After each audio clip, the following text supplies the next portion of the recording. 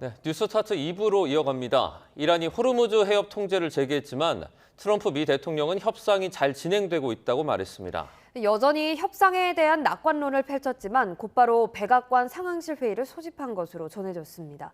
워싱턴 연결합니다. 홍상희 특파원. 아직 공식적인 협상 재개 소식은 없는데요. 트럼프 대통령은 여전히 낙관적인 전망을 내놨죠. 네, 먼저 이란의 호르무즈 해협 재봉쇄에 대해 언급했습니다. 이란이 지난 47년 동안 해왔듯이 교묘하게 굴고는 있지만 해군과 공군, 지도자도 없다는 기존 주장을 되풀이하면서 해협 재봉쇄를 평가절하했습니다. 트럼프 대통령의 말을 먼저 들어보시겠습니다. They wanted to close up the strait again, as they've been doing for years, and they can't blackmail us. 또 이란의 폭탄 테러로 수많은 미군 병사가 지금까지 살해됐다며 자신은 미국의 전 행정부와 달리 이란을 상대하고 있다고 강조하면서 이란은 살인을 저지르고 처벌을 피할 수 없을 거라고 말했습니다.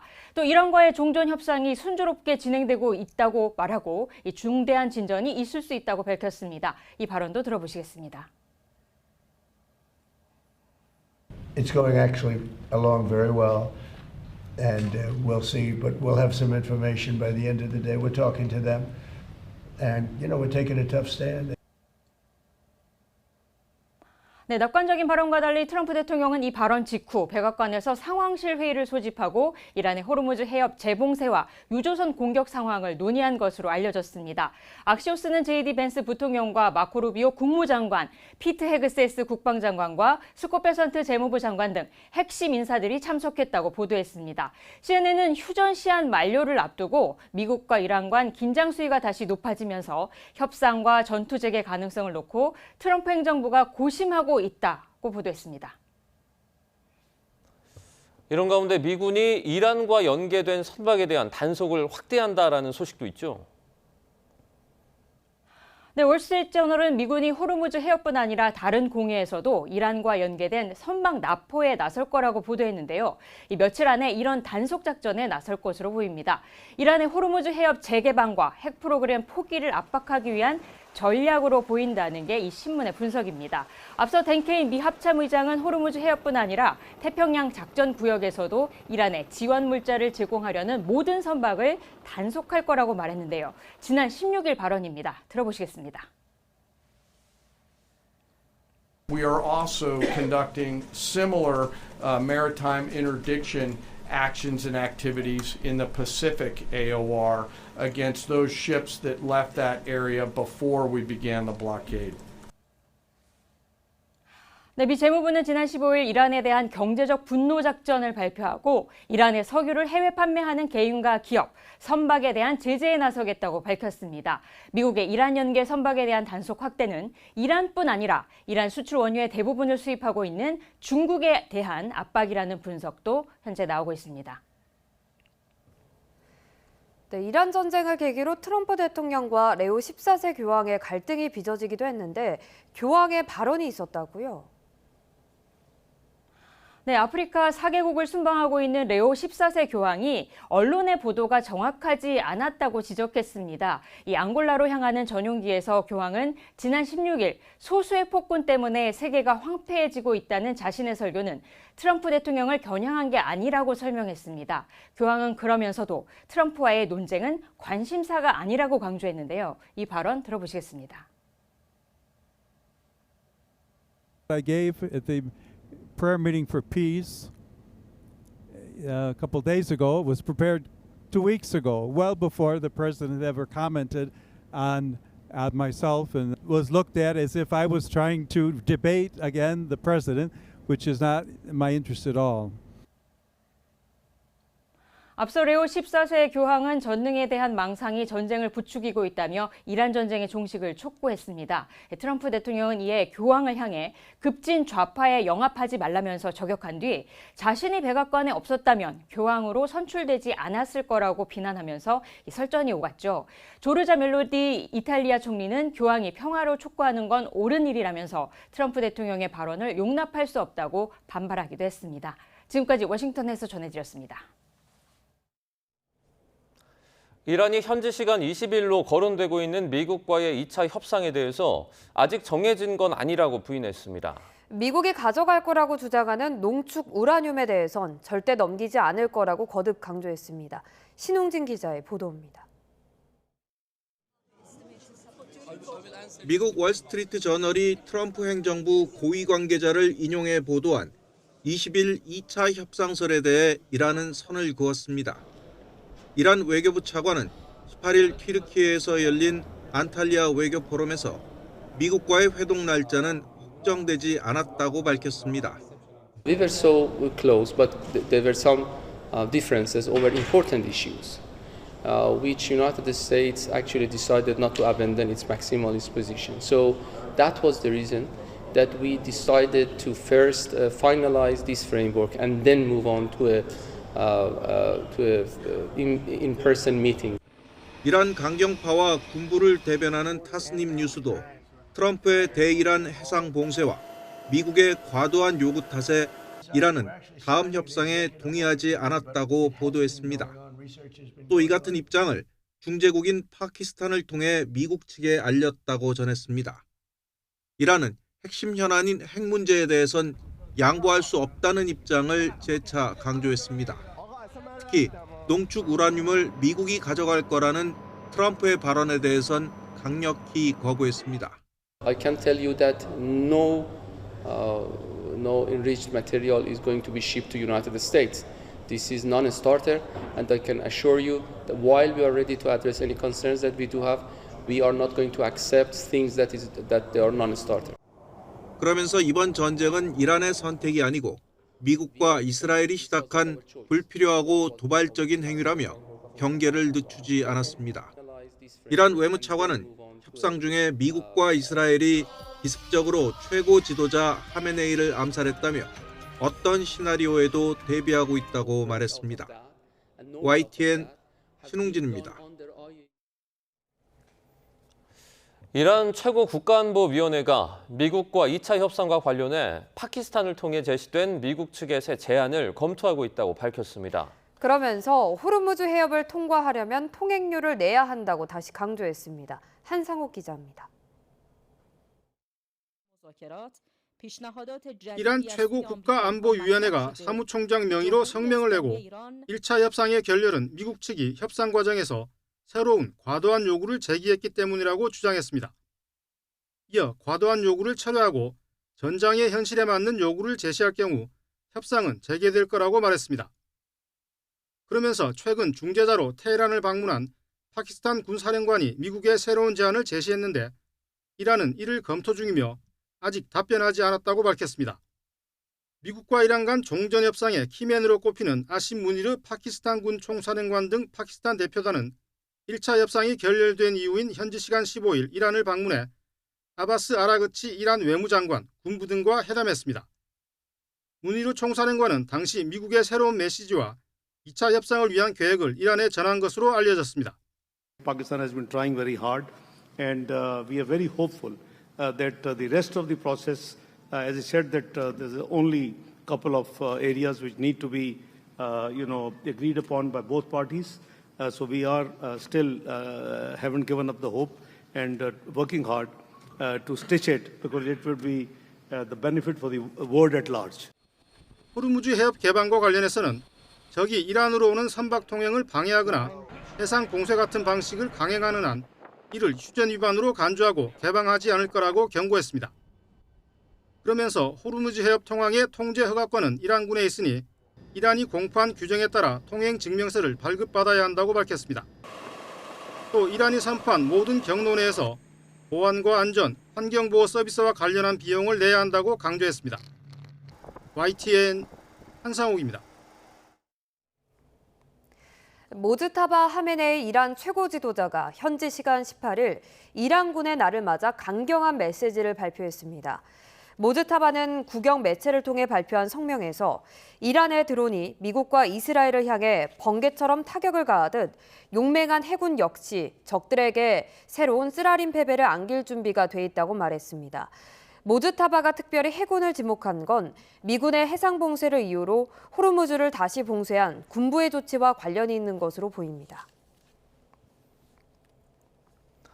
이란의 일시적인 봉쇄 해제와 이후 재봉쇄 발표, 미국의 봉쇄 유지 조치까지 겹치며 호르무즈 해협 일대에는 큰 혼란이 빚어졌습니다. 개전 이후 처음으로 유조선을 향한 발포까지 벌어졌습니다. 오만 무스카트에서 이준엽 기자의 보도입니다.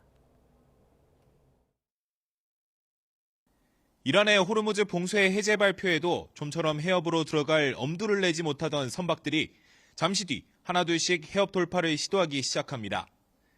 해협 개방 뒤 상선들은 대부분 관망하는 태도를 보였고 20여 척은 입구에서 배를 돌리기도 했습니다. 이후 이란이 지정한 라라크 섬 인근 항로를 통해 돌파에 성공하는 선박들이 차츰 생기며 통항 시도도 활기를 띠나 했지만 이란의 재봉쇄 발표가 찬물을 끼얹었습니다. 이란 해군은 호르무즈 해협이 다시 폐쇄됐으니 어떤 선박도 통과할 수 없다는 무전을 뿌렸고 영국의 해사 무역기구가 이란 혁명수비대 고속정 2대가 유조선을 향해 경고도 없이 발포했다고 전하자 해운업계는 충격에 빠졌습니다. 해당 선박과 선원들은 무사한 것으로 전해졌지만 호르무즈 해협에서 상선을 향한 발포가 이뤄진 건 전쟁 발발 이후 처음입니다. 여기에 미국 역시 여전히 봉쇄를 유지하고 있다며 회항시킨 선박이 20척을 넘겼다고 발표했습니다. 해운업계는 보험 적용이나 해운사의 책임 문제 등을 고려하면 임시 봉쇄 해제 조치만으로는 무사 통행이 힘들다고 보고 있습니다.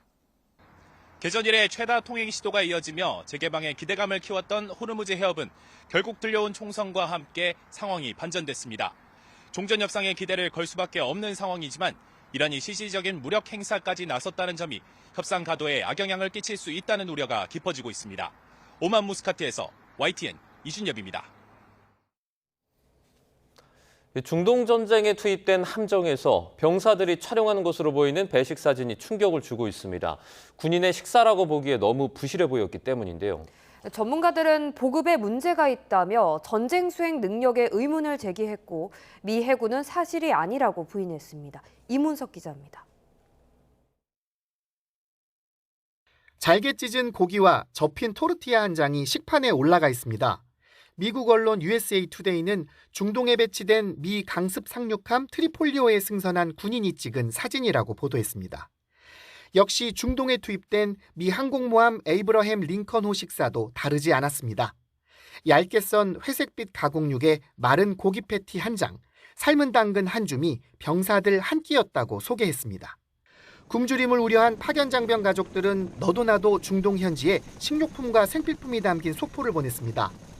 하지만 이마저도 이달 초부터 중동 지역 군사 우편 배달이 무기한 중단돼 전달되지 못하고 있습니다.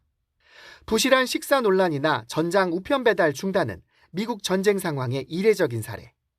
전문가들은 보통 미국이 전쟁 시 3개 항공모함 전단을 움직이는데 이번에 2전단으로 시작한 점을 주목했습니다.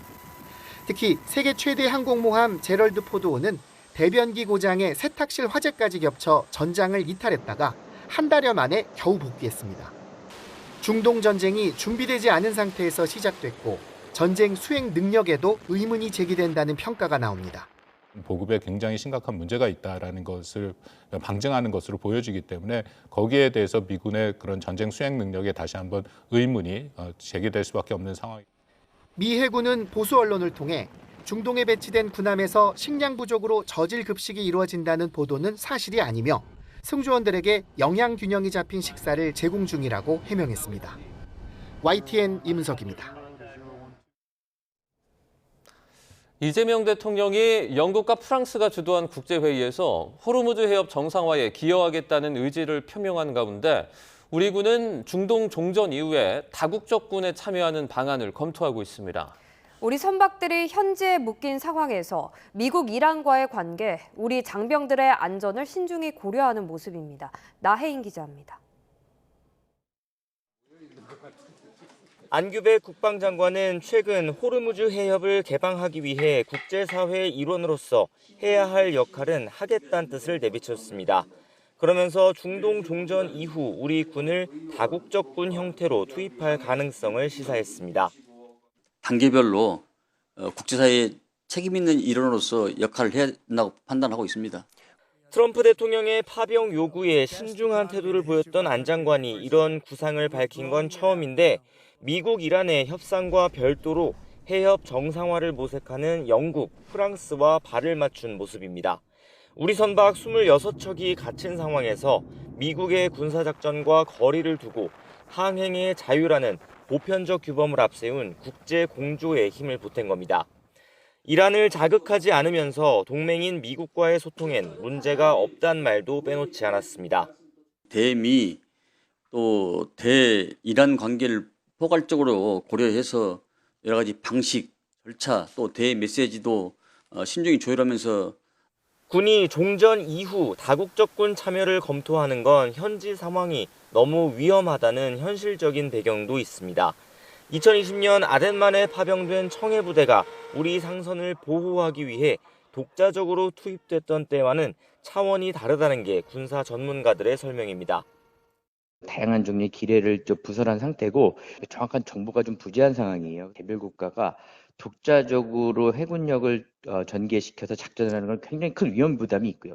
다국적군 참여를 결정해도 실제 파병까지는 최소 석 달가량 시간이 걸리고 새로운 임무를 부여하려면 국회 동의 절차를 거쳐야 합니다. 그 전까지 정부는 해협에 묶인 우리 선박을 빼내기 위한 외교적 노력에 집중할 것으로 보입니다. YTN 나힌입니다. 미국과 이란이 2차 종전 협상을 앞두고 있지만 국내 기름값 상승세는 멈출 줄 모르고 있습니다. 전국 평균 휘발유 값이 3년 8개월 만에 2,000원을 넘었는데요. 소비자 부담이 커지고 있습니다. 류환홍 기자가 보도합니다. 서울 강남 일대에선 이제 휘발유값 리터당 2,000원 아래를 찾아보기가 매우 힘들어졌습니다. 한국석유공사 유가정보시스템 오피넷에 따르면 전국 평균 휘발유값이 2,000원을 돌파했고 심지어 서울은 평균 가격이 2,035원도 넘었기 때문입니다. 시도별 평균 휘발유값을 보면 서울이 2,036원으로 가장 높았고 제주가 2,029원, 충북이 2,007원 등 모두 6곳이 2,000원을 넘어섰습니다. 전국 평균 휘발유값이 2,000원을 넘은 건 러시아 우크라이나 전쟁 이후 3년 8개월여 만입니다. 물론 1,960원대인 주유소들이 아직 있지만 많지가 않아 소비자들은 기름값 부담을 호소합니다. 부담이 많이 되죠. 이런 가격을 본 적이 없기 때문에 차를 그냥 두고 매일 대중교통을 이용해야 되나 싶기도 한데 또 그러지 못한 사람들도 많아서. 네. 전국 평균 경유값도 1,999원을 넘어 2,000원에 접근 중입니다. 휘발유와 마찬가지로 서울이 2,022원으로 가장 높았고 제주가 2,018원, 충북 2,001원 등 세 곳이 2,000원을 넘었습니다.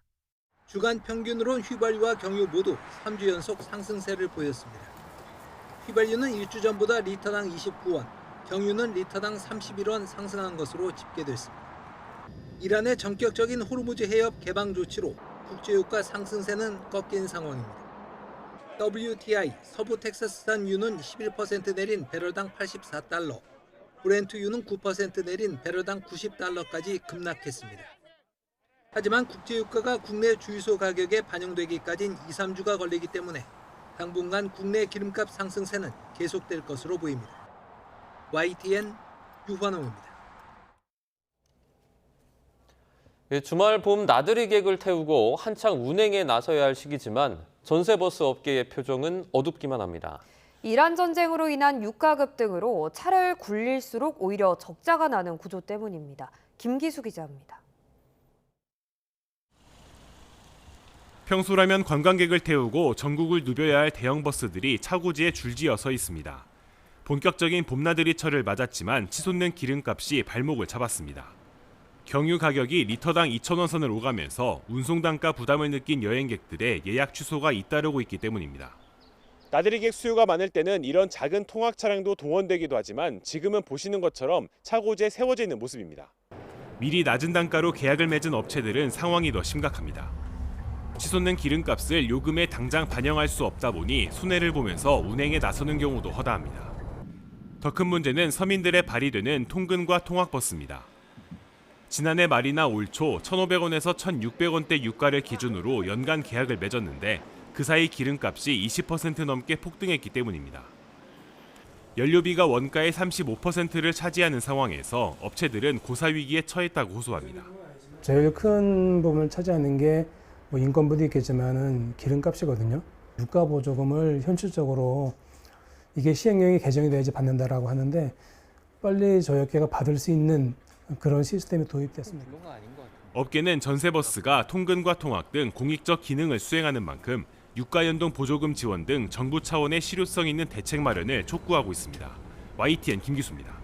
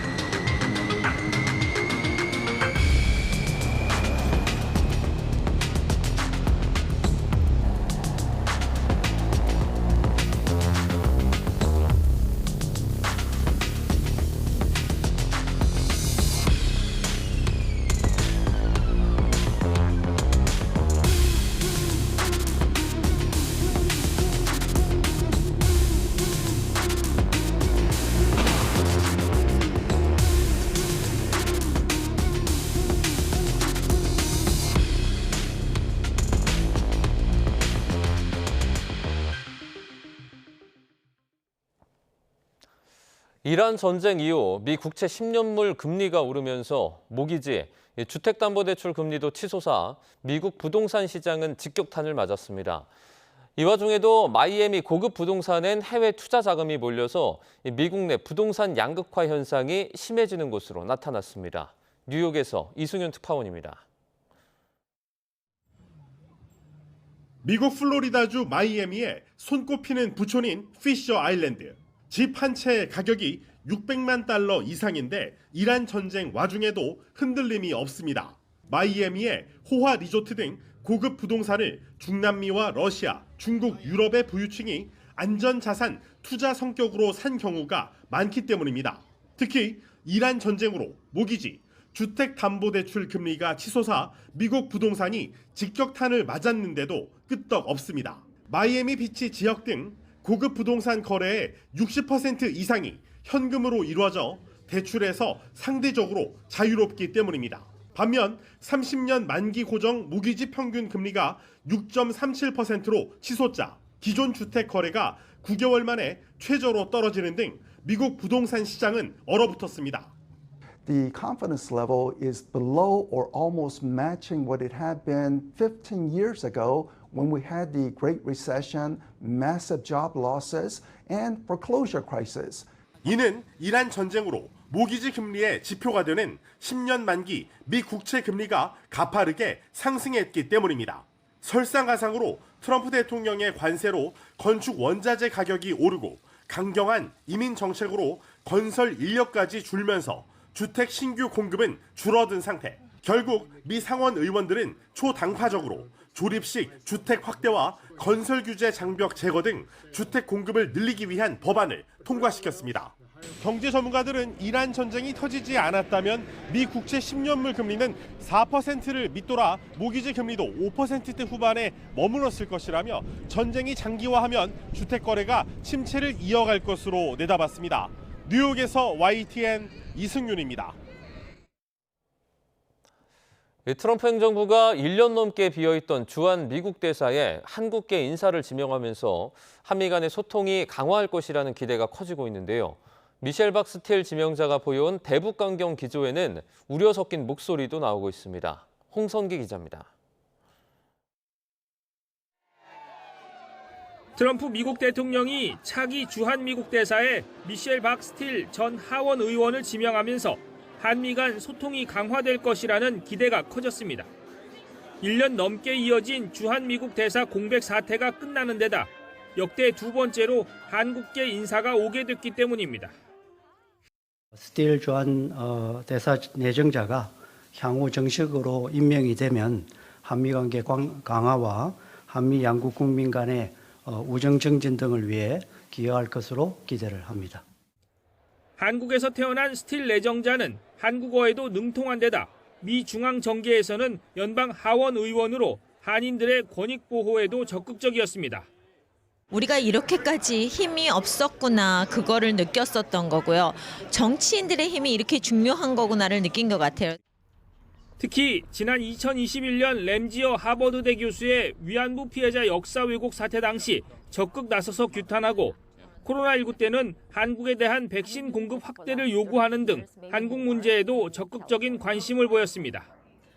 다만 문재인 정부의 대북 정책을 공개적으로 반대하는 등 대북 강경론자라는 점에서 우려도 함께 나옵니다. 과거에 우리 그 종전선언과 이제 평화협정에 대한 얘기가 나왔을 때, 지금 이제 현역 의원이죠. 영킴 의원과 함께 반대 의견을 제시했던 그런 인물이기 때문에, 저는 좀 두고 봐야 될 것 같습니다. 청와대 고위 관계자는 이에 대해 트럼프 행정부 자체가 보수 정부라며 주한미국 대사의 정치 성향이 문제가 되지는 않을 것이라고 선을 그었습니다. 기대와 우려를 동시에 안고 오게 된 미셸 주한미국 대사 내정자는 우리 정부의 동의와 미 의회 청문 절차를 거친 뒤 여름쯤 부임할 것으로 보입니다. YTN 홍선기입니다. 이 쌍방울 대북 송금 사건 관련 북한 공작원의 필리핀 체류 여부가 조작기소 국정조사 특위의 주요 쟁점으로 떠올랐습니다. 관련 내용은 이화영 전 경기도 평화부지사의 뇌물 혐의 재판에서도 핵심 쟁점이었는데요. 박광열 기자가 정리했습니다. 윤석열 정부 당시 검찰의 조작기소 여부를 규명하는 국회 국정조사 청문회.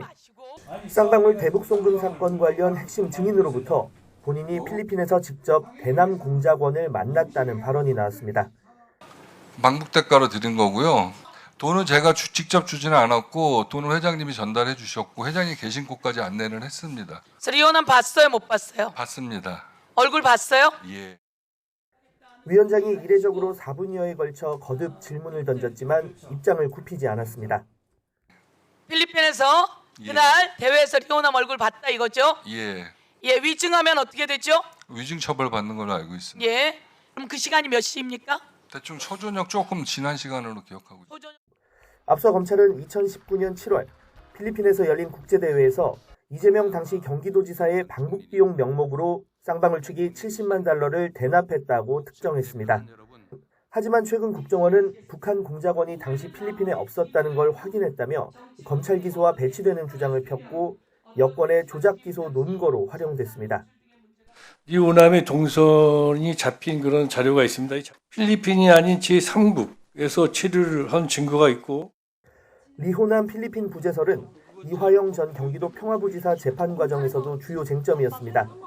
이 전 부지사 측은 북측 대표단 명단에 리호남 이름이 기재되지 않았다는 점을 들어 맞섰습니다. 하지만 법원은 방북비 명목으로 70만 달러가 당시 전달됐다는 검찰의 공소 사실을 인정했습니다. 북한과 필리핀이 수교 협정국이라 비자 없이 입국 자체가 불가능하지 않고 리호남이 다수 가명과 위장 신분을 쓰는 공작원이라는 점 등을 이유로 들었습니다. YTN 박광렬입니다. 막바지로 치닫는 지방선거 공천 과정에서 여당은 현역 광역단체장들이 전원 물갈이된 반면에 야당은 현역이 모두 경선을 통과하는 결과가 나왔습니다. 여당은 강성 지지층의 영향력이 작용하며 8월 전당대회에서 정청래 대표의 연임 가능성으로까지 이어지고 있지만 야당은 추락한 당 지지도가 공천 결과에 반영됐다는 분석이 나옵니다. 권남기 기자입니다. 국회 법사위원장 사퇴 16일 만에 현역 김동연 경기지사를 꺾은 육선 추미애 의원부터 저는 누구나 힘들어했던 검찰 개혁을 마주해서 해냈습니다. 대리비 지급 의혹 김관영 전북지사가 제명된 뒤 후보 자리를 차지한 이원택 의원, 결선 끝에 김용록 전남지사를 이긴 민영배 의원까지 더불어민주당 광역단체장 후보 경선은 한마디로 현역 전패였습니다. 현역 프리미엄에도 민주당 시도지사 전원이 물갈이된 배경엔 여론조사와 권리당원 투표 모두에서 존재감을 드러낸 강성당원의 힘이 컸다는 분석이 나옵니다. 중도 이미지가 강한 김동연 지사보단 강경파로 검찰청 폐지를 주도했던 추미애 의원을 온건파 김용록 지사보단 검수완박 법안 통과를 위해 탈당까지 했던 민영배 의원을 선택했다는 겁니다. 뼈를 깎는 탈당까지 감행하며 검찰 정상화에 목숨 걸고 맞서 대통령을 만들었습니다. 이들 광역단체장 후보 선출은 선거 2달 뒤인 8월에 있을 민주당 전당대회와도 관련이 깊습니다. 이들이 승리한 경기와 호남은 권리당원 절반 이상이 집중된 핵심 지역으로 1인 1표제 전당대회에서 강성 당원들의 지지를 받는 정청래 대표의 연임 가능성이 커졌다는 분석에 힘이 실립니다. 나라의 운명도 국민이 결정하듯이 당의 운명은 당원이 결정해야 합니다. 경선 당심으로 전당대회까지 엿보는 민주당과 달리 국민의힘은 생존을 위한 현역 불패가 이어집니다. 경선 중인 충북도지사 후보까지 현역 시도지사가 승리하면 현역 11명 전원이 연임에 도전하게 되는데 민주당이 우세한 지금의 판세 때문이란 분석이 나옵니다. 추락한 당 지지율로 인해 현역 프리미엄이라도 있어야 여당 후보들과 겨뤄볼 만하다는 건데 지명도 있는 현역 의원들의 도전이 거의 없었던 점도 원인으로 꼽힙니다. 실제로 강세 지역인 대구, 경북을 제외하면 서울과 부산에서만 현역 의원과의 경선이 치러졌습니다. 서울시장이 누구한테 의존합니까? 오로지 시민만 바라보고 자기 길을 뚜벅뚜벅 걷고 안정보다는 변화를 또 경륜보다는 강한 돌파력을 원하는 민심은 확실하다라고 생각합니다. 폐색이 짙어지며 내년 8월까지 임기인 장동혁 대표의 리더십은 더욱 흔들리고 있지만 장 대표는 선거를 앞두고 뜬금없이 방미길에 올랐습니다. 그리고 당대표의 역할에 대해서 그리고 지방선거를 앞두고 어떤 것이 중요한지에 대해서 생각을 다룰 수 있다고 생각합니다. 국민의힘은 일부 중진들의 당권 준비 움직임도 포착되는 가운데 좀처럼 지지율 반등의 기회를 잡지 못하는 모습입니다. 다만 한동훈 전 대표 등의 보궐선거 결과와 조만간 있을 원내대표 선거가 변수가 될 거로 보입니다. YTN 권남기입니다.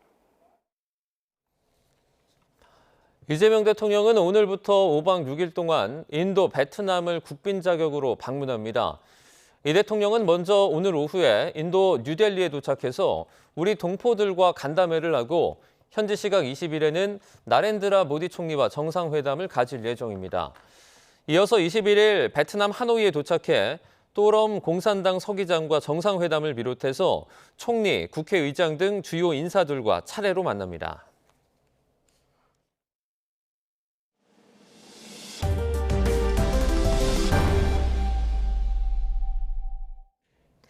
학생들끼리의 폭력 사건은 학생부에 기재되고 올해부터 대입에도 의무 반영됩니다.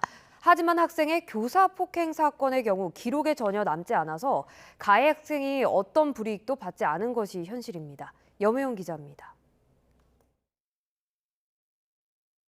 학생들끼리 싸워 자기 변론서를 쓰게 하자 선생님의 머리채를 잡고 교무실 집기가 부서질 정도로 난동을 부렸다는 중학생. 수업 중 교사를 머리로 치받아 놓고 오히려 아동학대로 신고했다는 학생. 학생이 선생님을 흉기로 찌른 최근의 사건뿐만 아니라 일선 학교에서는 교사가 피해자가 되는 사건들이 왕왕 발생하고 있습니다. 한국교총이 교사 3,500여 명을 대상으로 조사한 결과 학생으로부터 폭행, 상해를 입었거나 목격한 경우가 48.6%에 달했습니다. 하지만 학생에게 맞았다는 걸 공식화하는 걸 꺼리고 법적 분쟁을 우려한 탓에 지역교권보호위원회에 신고한 경우는 14%에 그쳤습니다. 공식 신고는 많지 않지만 위원회에서 상해나 폭행으로 인정받는 사례는 갈수록 늘고 있습니다. 지난 2020년에는 1년에 106건 정도였는데 4년 만에 5배 가까이 늘었고 지난해에는 1학기에만 320여 건에 달했습니다. 문제는 이렇게 공식적으로 중징계를 받아도 학생에게는 어떤 기록도 남지 않는다는 점입니다. 교사를 향한 폭행과 성범죄는 그 어떤 기록도 남지 않습니다. 이로 인해 교사를 폭행하고 전학을 가도 전학 간 학교에서는 전학 온 사유조차 모른 채 무방비로 학생을 맞이합니다. 학생끼리의 폭행, 상해 사건은 학생부 기록에 남아 올해부터는 대입에 의무 반영됩니다. 하지만 선생님을 상대로 한 범죄는 학생부에 적지 않고 개인정보로 분류돼 대학이 요청해도 정보를 제공하지 않습니다. 중대한 교권 침해 사실을 학생부에 기록하도록 한 법안은 반년째 국회에 계류 중입니다. YTN 염혜원입니다. 남양주 스토킹 살인 사건 이후 일선 경찰이 전자발찌 부착 신청에 적극적으로 나서고 있습니다. 스토킹 사건 관련 잠정 조치 3회 2호인 전자발찌 부착 신청 건수는 경기 남부경찰청 기준으로 지난 2월까지 16건에 불과했는데요. 3월에만 52건이 늘었습니다. 지난달 14일 남양주에서 김훈이 스토킹하던 20대 여성을 흉기로 살해하는 사건이 발생해 경찰 부실 대응에 대한 비판 여론이 커진 영향으로 보입니다. 어제 낮 1시 20분쯤 경기 남양주시 진전읍에 있는 야산에서 불이 나 40여 분 만에 꺼졌습니다. 지금까지 이 불로 다친 사람은 없는 것으로 파악됐습니다. 산림당국은 잔불 정리 인력을 배치해 재발화 여부를 확인하고 있으며 정확한 화재 원인을 조사할 방침입니다. 어제 낮 12시 10분쯤 경북 안동시 예안면 야산에서 불이 났습니다. 신고를 받은 산림당국은 헬기 9대와 지상인력 80여 명을 동원해 진화 작업을 벌인 끝에 오후 1시 20분쯤 큰 불길을 잡았습니다. 또 안동시는 산불 확산을 우려해 주민객과 등산객에게 안전한 곳으로 대피하라는 안전 안내 문자도 보냈습니다. 이 불로 다친 사람은 없었습니다. 당국은 정확한 피해 면적과 산불 원인을 조사하고 있습니다. 네, 방금 들어온 속보 전해드리겠습니다. 합동참모본부가 조금 전 밝힌 내용인데요. 북한이 동쪽 방향으로 미상의 탄도미사일을 발사했다고 밝혔습니다. 지금 군이 비행거리와 고도, 속도 등 재원을 분석하고 있는데요. 정확한 재원을 파악하는 대로 저희가 전해드리도록 하겠습니다. 네, 다음 뉴스입니다. 때이른 이른 더위에 계절의 사계가 한 달 이상 앞서가고 있는데요. 5월, 6월도 예년보다 더운 날씨가 예보되면서 올해 여름은 더 빨라지고 길어질 것이란 전망이 나옵니다. 특히 올해는 기상이변의 신호탄인 슈퍼 엘니뇨 가능성까지 있습니다. 정혜윤 기자의 보도입니다. 강하게 내리쬐는 한낮의 햇살 아래 가벼운 옷차림, 양산에 시원한 음료를 든 모습까지 거리 풍경은 이미 여름입니다. 맑은 날씨, 강한 햇볕에 산맥을 타고 넘어온 고운 건조한 동풍이 더해진 탓인데 서울 등 서쪽 지방은 4월 중순부터 계절의 시계가 한 달 이상 앞서가고 있습니다. 최근 맑은 날씨에 산맥을 넘어 고온 건조해진 공기의 영향으로 서쪽 지방은 예년보다 5에서 10도가량 높은 기온이 나타나고 있습니다. 20일 이후에는 기압계가 변화하면서 예년과 비슷하거나 높은 기온이 예상됩니다. 비가 내리고 기온이 잠시 주춤하더라도 이른 더위의 기세는 쉽게 꺾이지 않을 전망입니다. 기상청은 다음 달과 여름이 시작하는 6월까지 평균 기온이 예년보다 높을 것으로 내다봤습니다. 사실상 6월 전부터 여름이 시작할 가능성이 큰 겁니다. 한반도의 여름은 점점 빨라지고 길어지고 있는데 과거 6월 11일쯤 시작되던 여름이 최근 5월 31일로 열흘 이상 앞당겨졌고 여름의 길이도 98일에서 118일로 20일가량 늘었습니다. 1년 중 3분의 1이 여름인 셈입니다. 특히 올해는 해수면 온도가 크게 오르며 10년 만에 슈퍼 엘니뇨가 나타날 가능성이 있어 여름철 극한 날씨가 잦아질 것으로 우려됩니다. 엘니뇨 발달 초기로 완전히 진입을 했고요. 바닷속 깊숙이까지 이렇게 연료량이 가득 차 있으면 엘니뇨가 크게 발달하는데 그런 전조가 지금 보이고 있어서 슈퍼 엘니뇨가 발생할 것이다라고 굉장히 무덥고 습하면서 게릴라성 집중호우가 많이 때때로 내리는 그런 여름이 될 가능성이 굉장히 높습니다. 길어진 여름은 곧 치명적인 위험 기상에 노출되는 기간이 늘어나는 걸 의미합니다. 기록적 폭염에 따른 온열 질환과 예측하기 힘든 복합 재난에 대비해 더욱 정교하고 선제적인 방제 대책이 시급합니다. YTN 정혜윤입니다. 승마 장애물 유소년 국가대표인 중학생 선수가 어른들의 행정 실수로 마지막 소년체전 출전이 무산될 처지에 놓였습니다. 제주도 승마협회가 참가 신청 과정에서 해당 선수를 빠뜨린 건데요. 구제도 쉽지 않은 상황입니다. 고재영 기자가 취재했습니다. 제주의 한 중학교 3학년 승마 선수. 제주도 승마협회의 실수로 최종 명단에서 이름이 빠지며 7년을 노력한 전국 소년체전 출전 자체가 불투명해졌습니다. 선수 부모는 분통을 터뜨리면서도 아이가 제발 경기만이라도 뛸 수 있게 해달라며 간절한 도움을 호소합니다. 어른들의 잘못은 나중에 이제 저희가 되묻더라도 지금 당장 이게 기한이 얼마 안 남았거든요. 그래서 당장 급한 거는 아이가 경기를 뛸 수 있게 좀 해주십사 대한체육회에 부탁드리는 거예요. 제주에서는 장애물 종목에서 3명이 출전할 수 있는데 협회 측은 어찌된 일인지 국가대표로 1순위인 해당 선수를 명단에서 빠뜨렸습니다. 등록 기간을 넘겨 뒤늦게 명단을 입력한 협회 측은 정원이 다르다는 체육회의 지적에도 문제가 없다며 확인 요청을 외면해 마지막 수정 기회마저 날려버렸습니다. 협회장 역시 관리 감독을 소홀히 한 사실을 인정했습니다. 저희가 신청을 해야 되는 게 맞는 거고 저희가 이제 다 해야 되는 부분이라 할 말이 없습니다. 이건 저희가 잘못한 건 맞습니다.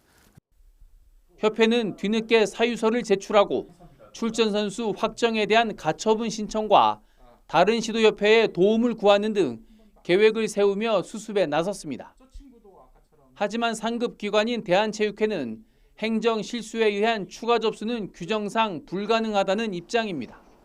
이의 제기는 선수가 출전 자격이 없는지에 대한 부분을 확인하는 거라 지금 참가 신청 기한이 지난 상황에서 선수의 추가 접수를 받는 부분은 이의 제기 부분에는 해당하지 않는 것으로 판단이 됩니다. 어른들의 실수와 늦은 대응 속에 15살 선수의 마지막 기회가 사라질 위기에 놓였습니다. YTN 고재영입니다. 통합항공사 출범을 앞두고 대한항공이 항공기 정비 기반 시설을 확충하고 대대적인 라운지 개편도 마무리 지으며 인프라 구축에 속도를 내고 있습니다. 고유가 고환율, 여행 수요 위축 우려 등 비용 부담 요인이 커진 가운데 수익성 확보와 내부의 화학적인 결합을 위한 갈등 봉합은 과제입니다. 차유정 기자입니다. 정비한 엔진을 장착하기 전 최종 테스트를 진행하는 대한항공의 엔진 시험 시설입니다.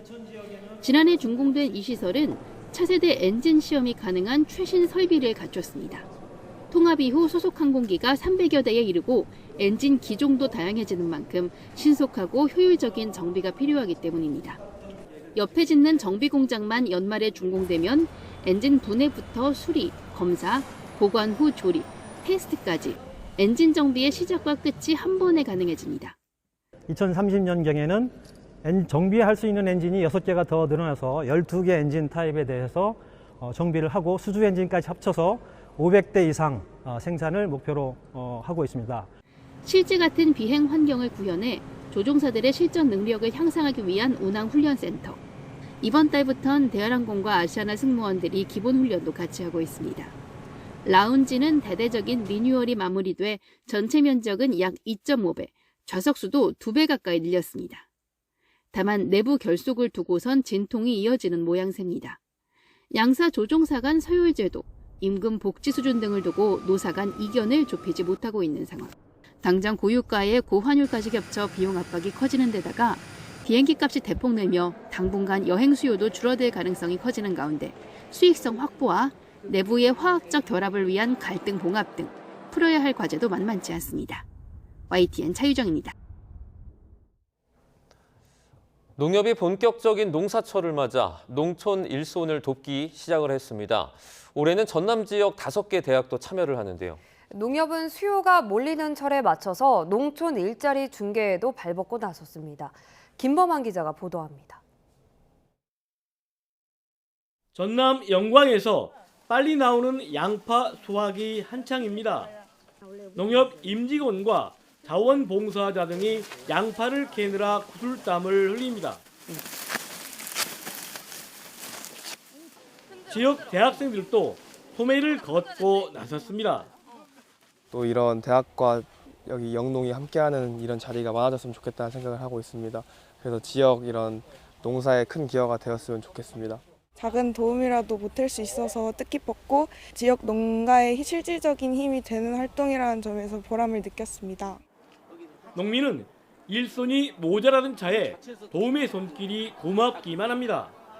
농가가 또 인건비가 비싸서 많이 힘든데 그 와중에 양파 가격도 많이 떨어졌습니다. 그래서 이런 도와주셔서 우리 농가한테는 큰 힘이 되네요. 대학생들의 농촌 일손 돕기 참여는 전남 농협이 지역 대학 5곳과 업무 협약을 하면서 이루어지게 됐습니다. 희망농업! 인건비를 줄여 영농비를 아끼고 제때 인력을 공급해주기 위해서입니다. 전남농협은 농촌 일손 부족 해소를 위해서 농촌 인력 중개, 공공형 개조근로 사업, 또 대학생, 임직원 일손 돕기 등을 통해서 30만 명을 공급하고 참여할 수 있도록 적극 추진하겠습니다. 농협의 영농 지원 활동은 치솟는 농자재 값과 인건비 허덕이는 농업인들에게 단비가 되고 있습니다. YTN 김범환입니다. 프로야구 선두권 팀의 맞대결에서 전병우의 3점 홈런을 앞세운 1위 삼성이 3위 LG를 꺾고 7연승을 이어갔습니다. 한화는 류현진의 7이닝 무실점 호투를 앞세워 악몽 같은 6연패에서 탈출했습니다. 프로야구 소식 허재원 기자가 보도합니다. 잘 던지던 삼성 선발 오러클린이 오지환의 헬멧을 맞추는 아찔한 장면을 연출합니다. 올 시즌 3번째 헤드샷 퇴장인데 급하게 올라온 이승민이 홍창기를 투수 땅볼 병살타로 잡아내고 위기를 넘깁니다. 예상치 못한 변수를 잘 이겨낸 삼성은 곧바로 타선이 폭발하며 승기를 잡았습니다. 디아즈의 2타점 적시타로 앞서 나간 삼성은 이어진 1, 2루 기회에서 전병우가 임창규의 직구를 받아쳐 오른쪽 담장을 넘어가는 석점 홈런을 터뜨렸습니다. 단숨에 5대0까지 점차를 벌린 삼성은 5회와 6회에도 한 점씩을 추가하며 LG를 7대2로 꺾고 7연승을 이어갔습니다. 홈팬들 앞에서 이렇게 홈런을 또 쳐서 일단 기분이 너무 좋고요. 또 이렇게 연승을 계속 이어갈 수 있어서 더 좋은 것 같습니다. 스트라이크 존 구석을 찌르는 류현진의 송곳 같은 제구에 롯데 타자들이 무기력하게 물러납니다. 류현진은 7회까지 4사구 없이 롯데 타선을 무득점으로 완벽하게 막아냈습니다. 류현진의 역투 속에 한화는 롯데를 5대0으로 꺾고 악몽 같은 6연패에서 벗어났습니다. 외국인 투수 보슐리가 데뷔 이후 22이닝 연속 무자책점 기록을 이어간 KT는 키움을 꺾고 4연승을 달렸습니다. 두산은 연장 10회 말 이유찬의 극적인 끝내기 2루타를 앞세워 3연패에서 탈출하는 동시에 기아의 9연승 도전을 가로막았습니다. YTN 허정원입니다.